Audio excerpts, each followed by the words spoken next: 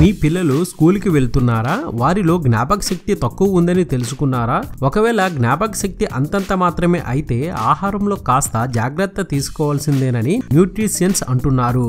మనం తీసుకునే ఆహారం ఆరోగ్యానికే కాదు మెదడుకు ఎంతో మేలు చేస్తాయని వారు చెబుతున్నారు.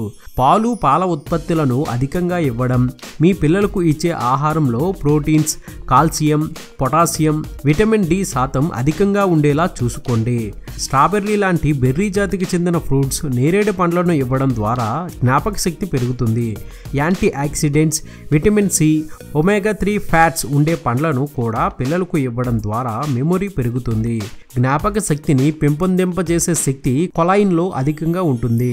ఈ ప్రోటీన్ కోడిగుడ్డులో అధికంగా ఉంటుంది కాబట్టి కోడిగుడ్డును రోజుకొకటి పిల్లలకు ఇవ్వడం ద్వారా జ్ఞాపక శక్తి పెరుగుతుంది. అలాగే నట్స్, బాదం, ఆక్రూట్, పిస్తా వంటి డ్రై ఫ్రూట్స్ ను రోజు తీసుకుంటే వీటిలోని డి విటమిన్ ద్వారా జ్ఞాపక శక్తి పెరుగుతుంది.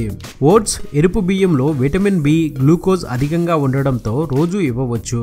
తద్వారా మెదడు ఆరోగ్యంగా ఉంటుంది. ఇక చేపల్లో ఒమేగా 3 ఫ్యాట్స్ అధికంగా ఉండడం ద్వారా జ్ఞాపక శక్తి పెరుగుతుంది. అందుచేత వారానికి 2 సార్లైనా పిల్లలకు ఇచ్చే ఆహారంలో చేపల్ని చేర్చుకోవాలి.